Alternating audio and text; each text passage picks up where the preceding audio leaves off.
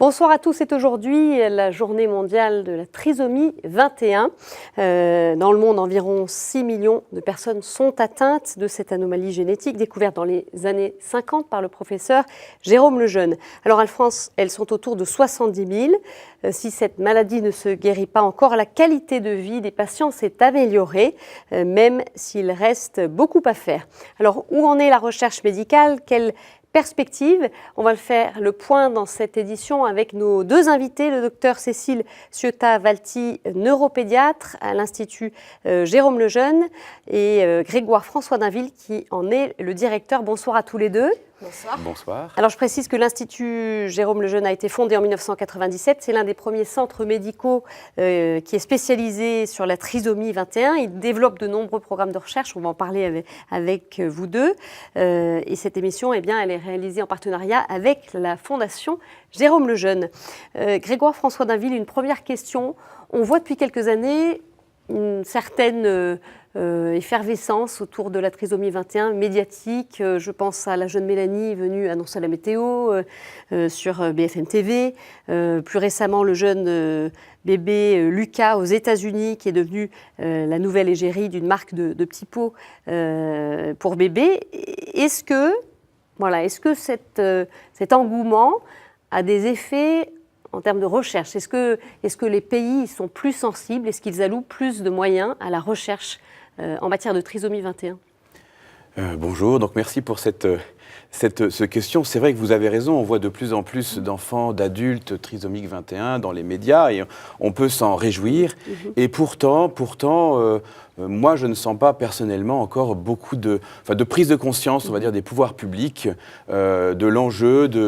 Alors, on met beaucoup de moyens pour accompagner, permettre aux enfants, aux adultes de travailler, de leur permettre d'avoir une vie un peu comme les autres. Mais on prend aussi l'état de la trisomie comme quelque chose qu'on ne peut pas dépasser, qui demeure, et alors qu'en réalité, la recherche permettrait d'aller beaucoup plus loin, puisqu'on pourrait encore gagner en autonomie, en inclusion. Et aujourd'hui, les pouvoirs publics n'ont pas encore pris la mesure, je dirais, des enjeux. C'est un investissement, finalement, la recherche, qui va permettre d'aller encore plus loin en termes d'autonomie, d'intégration.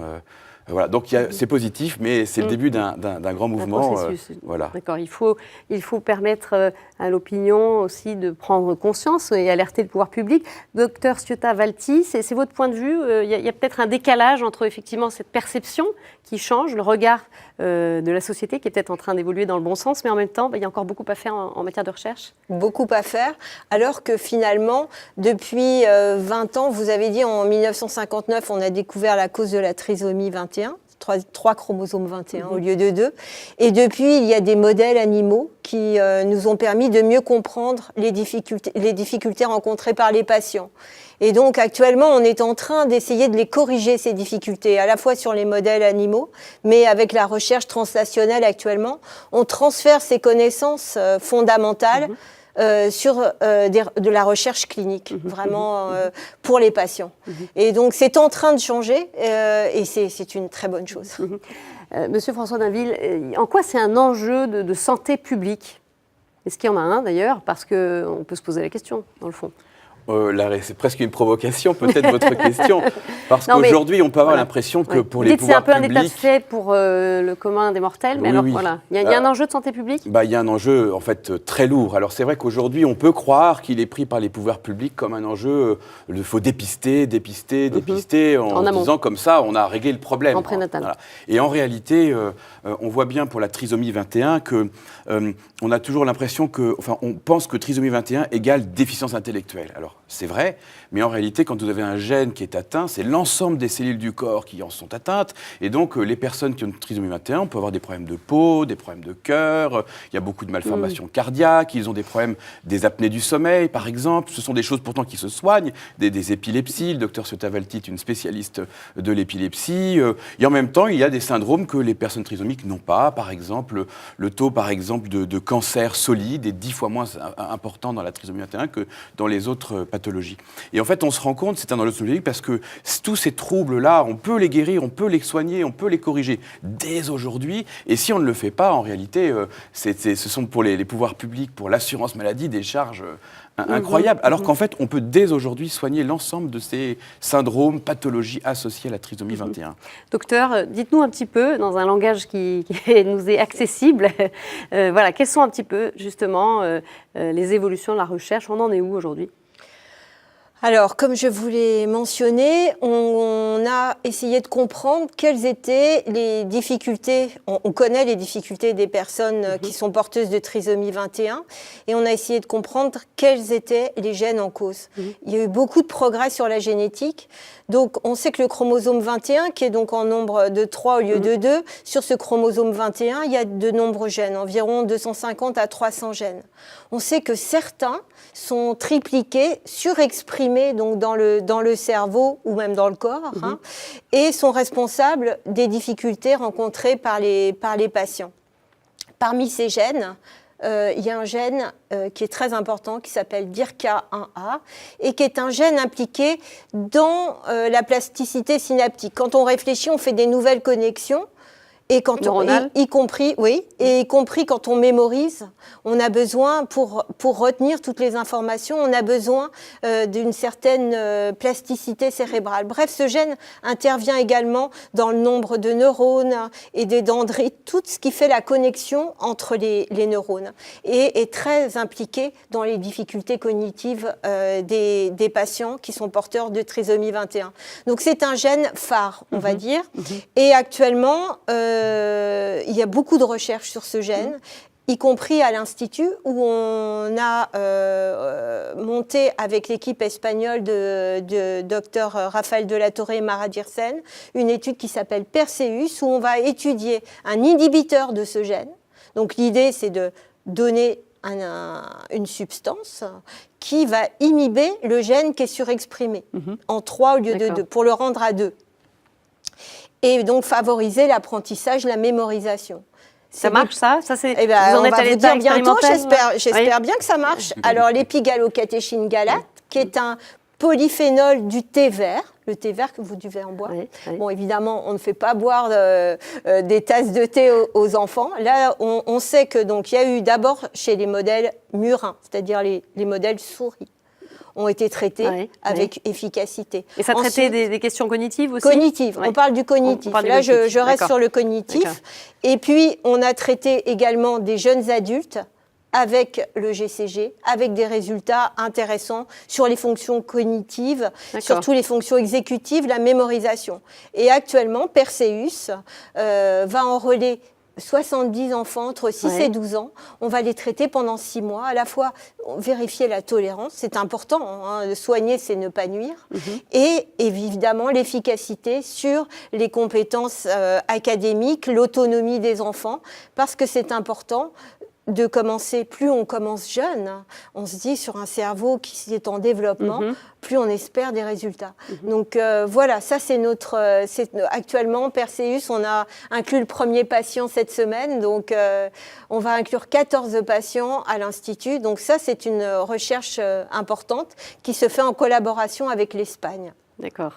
Parallèlement à cela, donc nous, si on va encore plus jeune, on vient de terminer une étude à l'Institut Lejeune menée par le docteur Clotilde Mirchet qui s'appelle Actif, sur l'administration d'acide folinique et un petit peu d'hormones thyroïdiennes chez les petits enfants, chez les nourrissons. Mais ça sert à stimuler aussi la cognition, stimuler là je vais faire la cognition, je pense que sinon je vais rentrer dans les détails. Et on sait qu'il y a un manque d'acide folinique chez les enfants porteurs de trisomie 21 du fait de certains gènes qui sont surexprimés, qui font consommer l'acide folinique. Ça, on en a besoin de l'acide folinique. Oui, parce que ça rentre dans la synthèse de beaucoup de protéines et de neurotransmetteurs, donc c'est important. Donc, étant donné qu'il y a ce manque, en donner précocement associé à l'hormone thyroïdienne qui permet également un développement cognitif, on espère. Alors on vient de terminer l'étude qui a enrôlé à peu près 150 enfants entre 12 et 18 mois, donc pour une durée d'1 an. Alors on espère avoir aussi également des résultats.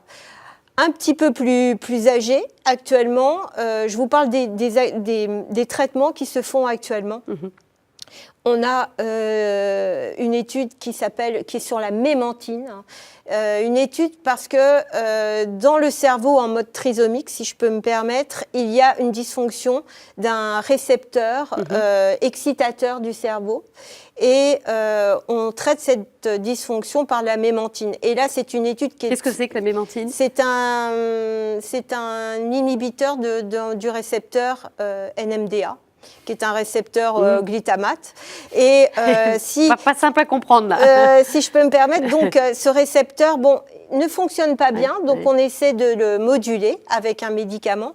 Et ça, c'est le professeur Costa qui s'occupe de cette étude chez plutôt les grands enfants, et je dirais même les adolescents. C'est une étude entre les États-Unis et le Brésil qui va inclure 180 patients et qui est en cours. D'accord. Ça, je dirais que c'est les 3 études médicamenteuses actuellement qui sont sur la trisomie 21. Alors, comme on disait, on peut traiter directement, aller à la source sur le cerveau en mode trisomique ou traiter ce qu'on appelle les comorbidités. Toutes les complications qui peuvent survenir. Justement, l'un des enjeux de la recherche, Monsieur François Dainville, aujourd'hui, est-ce que c'est finalement d'améliorer la qualité de vie et d'essayer de corriger certains symptômes associés à la trisomie, ou est-ce que c'est de guérir la trisomie ? En réalité, les deux sont liés. C'est vrai que nous, notre objectif, c'est un jour de trouver le ou les traitements qui vont permettre de guérir, bien évidemment. On en est loin de ça ?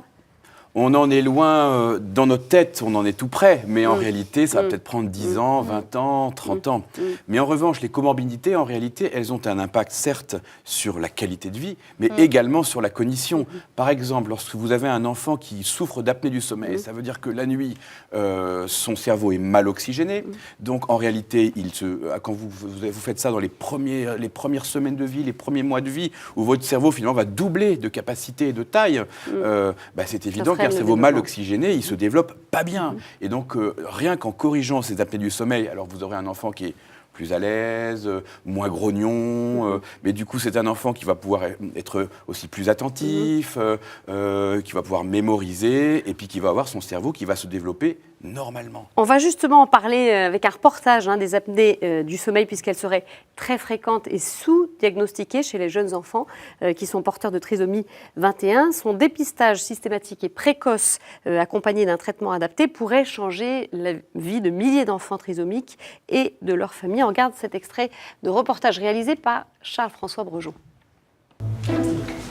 T'inquiète, gamin. Ça chatouille un peu.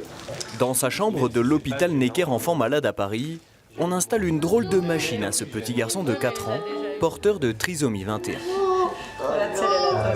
Des capteurs qui ne plaisent pas beaucoup à Gabin. Pour les lui faire accepter, il faut les trésors d'imagination de sa maman Perrine. Oh, trop joli, ça se mange. Et toute la pédagogie de Livio, un ingénieur de recherche à l'hôpital Necker. Ça, c'est un micro. C'est pour voir si tu chantes la nuit. Est-ce que tu chantes la nuit ? La surveillance se fera toute la nuit dans cette salle juste à côté. Vous voyez ici un petit patient qui est branché, qui est sur son lit avec une caméra infrarouge cette nuit qui va filmer donc ses mouvements, ses réveils. Et ici sur l'écran, vous voyez en rouge ici la fréquence cardiaque. Cette polysomnographie permet de détecter la présence ou non d'apnée du sommeil. Elles ont des conséquences désastreuses pour les enfants car elles provoquent une mauvaise oxygénation du cerveau. Quand l'enfant a un syndrome d'apnée obstructive du sommeil, il va tendance à lutter contre le sommeil. Donc c'est un enfant qui va être très énervé, irritable, coléreux, instable. Donc c'est des enfants qui ont plus de difficultés à apprendre et à mémoriser. Selon des études scientifiques, les apnées du sommeil toucheraient jusqu'à 50% des enfants porteurs de trisomie 21, contre 2 à 4% chez le reste de la population du même âge. Mais depuis une quinzaine d'années, on s'est aperçu que si on traitait de manière très efficace ce syndrome d'apnée obstructive du sommeil, eh bien, le développement des enfants, leur comportement, le langage était nettement meilleur. En d'autres mots, on pensait que le retard était lié à la trisomie 21, mais le syndrome d'apnée du sommeil peut avoir une part majeure dans le retard de ces enfants. De ce constat est née une association inédite entre l'hôpital public Necker Enfants Malades et l'Institut Jérôme Lejeune, spécialiste de la recherche sur la trisomie 21. Ils ont lancé ensemble cet été un programme de recherche clinique baptisé Respire 21 pour une durée de 5 ans et un budget d'1 million d'euros. Donc la journée, elle était plutôt... Oui, il n'était pas bien.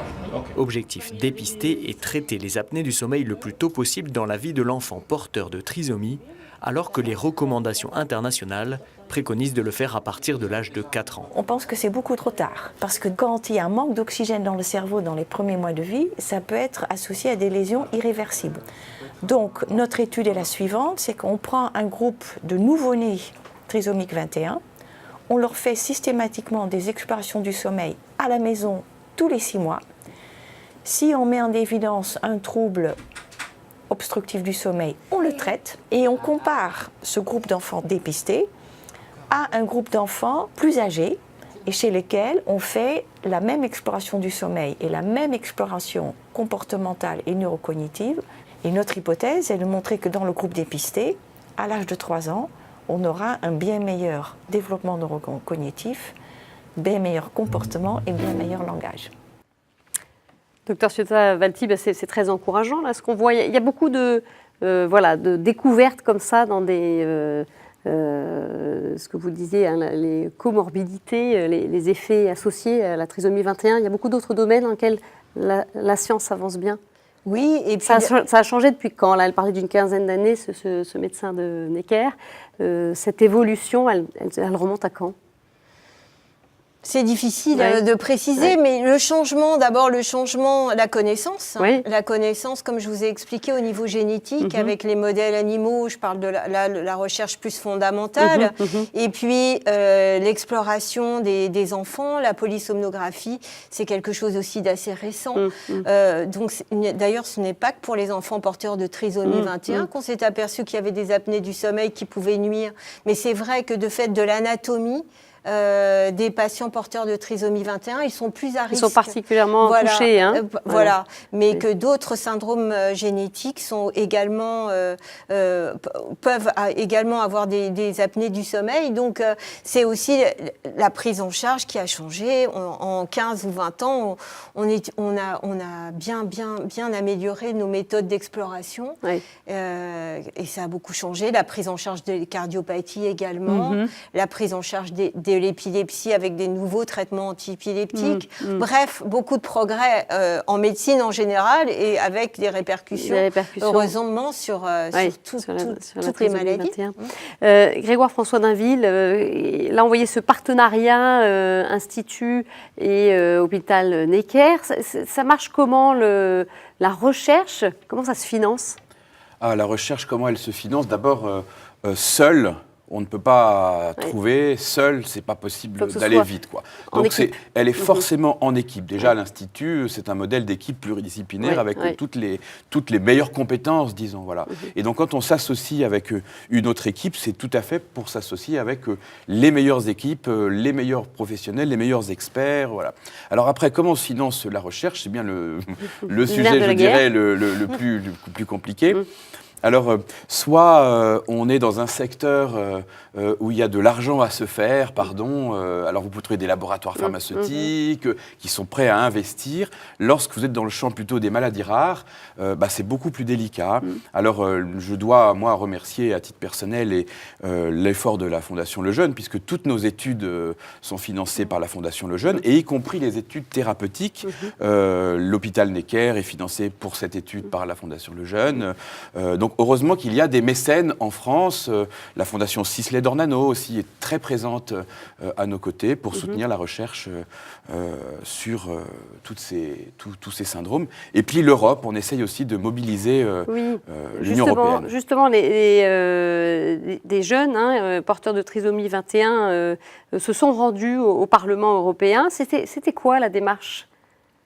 Alors l'enjeu de ce colloque, on va dire que c'est organisé donc au Parlement européen, qui est soutenu d'ailleurs par le président lui-même du Parlement européen, qui était présent, l'ensemble, les 4 groupes parlementaires les plus importants. Voilà. Et l'enjeu de cette journée, on va dire, sur la trisomie 21... Qui se passe le 21 mars, un jour. Voilà, qui est la journée mondiale de la trisomie 21.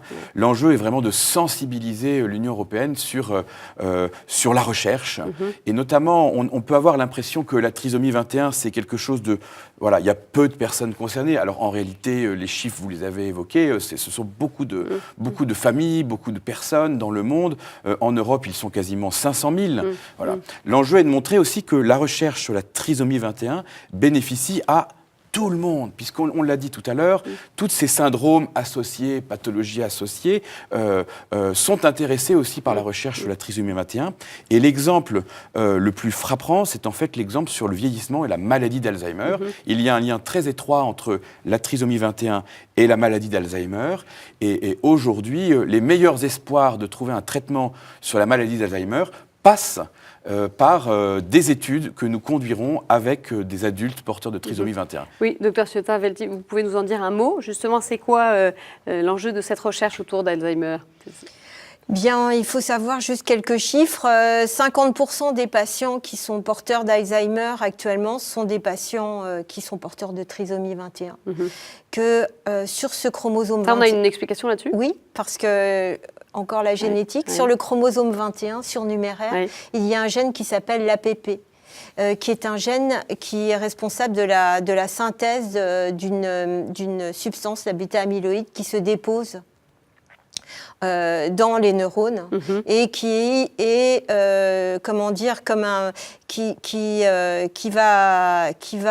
qui se dépose tout au long de la vie et qui peut être le lit de la maladie d'Alzheimer. Et donc c'est pour ça que les patients porteurs de trisomie 21 ont un risque bien plus élevé d'avoir une maladie d'Alzheimer et un âge bien plus précoce. D'accord. Alors c'est vrai que l'enjeu, il est énorme. L'enjeu, il est pour nous. De prévenir cette maladie. Et bien sûr, en étudiant les patients porteurs de trisomie 21, on étudie actuellement toutes les personnes qui sont sujettes à l'Alzheimer. On est tous, bien sûr, sujets à avoir une maladie d'Alzheimer. Donc il y a beaucoup de recherches actuellement pour essayer de comprendre qu'est-ce qui se passe. Parce que certes, la moitié des patients qui devraient avoir un Alzheimer, par exemple à 60 ans, chez les patients porteurs de trisomie 21, ne vont pas. Il y en a qui ne vont jamais développer l'Alzheimer. Alors qu'ils ont pourtant tout pour le développer. Alors, on ne comprend pas qu'est-ce qui se passe, pourquoi certains le développent, pourquoi d'autres non. D'ailleurs, c'est un peu comme pour les gens qui ne sont pas porteurs de trisomie 21, mais pour la population générale. Donc, c'est vraiment cette étude qui va nous permettre de progresser, à la fois pour toute la population générale et bien sûr tous les patients. Qui risque du coup de permettre d'avoir des crédits, des moyens, puisque ça intéresse effectivement là, on touche tout de une suite, population globale. Et donc, de fait, des laboratoires pharmaceutiques frappent déjà à nos portes. Nous avons une gériatre qui coordonne un peu cette étude, qui serait une étude au plan européen sur l'Alzheimer dans la trisomie 21. Et là, il y a déjà des laboratoires qui viennent avec des molécules et qui frappent à nos portes. Docteur Ciotat-Velti, rapidement, parce qu'on va bientôt arriver à la fin, mais on voit qu'il y a beaucoup de choses encourageantes. En matière de recherche, de ce que vous nous dites, en quoi est-ce qu'il faut encore progresser ? Où sont les domaines de recherche ? Quels sont les domaines de recherche où ça freine encore, où ça bloque et comment avancer ? Alors, on progresse. Je pense qu'on progresse. C'est un partenariat aussi avec j'en ai parlé tout à l'heure, la recherche translationnelle. Vraiment, on a l'impression que les chercheurs, ils travaillent sur les modèles murins, sur des cellules à l'étage cellulaire, et on le transfère aux patients. Le bénéfice est pour le patient. Donc il y a beaucoup d'efforts à faire encore. Et on essaie de faire des congrès, des réunions ensemble pour vraiment pouvoir appliquer les recherches fondamentales aux patients, ce qui est le plus important. Bien sûr, parce que le but est d'améliorer l'autonomie pour que tout le monde puisse lire, écrire, vivre de façon autonome. C'est ça notre but. Donc il y a encore beaucoup de recherches à faire. Et bien sûr, si on remonte, et on n'en a pas parlé, c'est la recherche prénatale, puisque maintenant on va pouvoir avoir un diagnostic plus rapide et peut-être plus précoce, bien sûr se pose le challenge du traitement in utero, du traitement prénatal, qui permettrait de corriger très vite les conséquences du chromosome 21 surnuméraire. Et là, c'est peut-être l'avenir, c'est une recherche qui est en cours, avec quand même une dimension éthique, puisqu'il faut traiter une maman aussi. Un mot pour terminer, Monsieur François Dainville, quelles sont vos raisons d'espérer dans cette recherche ? La raison d'espérer, c'est que je pense l'événement à Bruxelles est déjà un événement incroyable, avec des personnes porteuses de trisomie elles-mêmes qui disent « mais j'ai besoin de vous, chercheurs », c'est quand même récent, et puis cette communauté scientifique qui commence à se rassembler dans l'idée qu'en plus, voilà, je pense que c'est le gros maître mot, la recherche sur la trisomie 21 bénéficie à tous. Et ça, c'est un message qui commence à apporter. Et bon, quand on a, comme le docteur Ciosavalti, tous les jours dans sa consultation, des enfants, des familles qui demandent, qui poussent, on se sent porté. Voilà. Merci beaucoup à tous les deux d'être venus. Merci d'avoir suivi cette émission. Si vous voulez avoir plus d'informations sur la trisomie 21, sur la recherche, vous pouvez consulter le site qui s'affiche sur vos écrans, www.institutlejeune.org. Très belle soirée à tous. À très bientôt. Au revoir.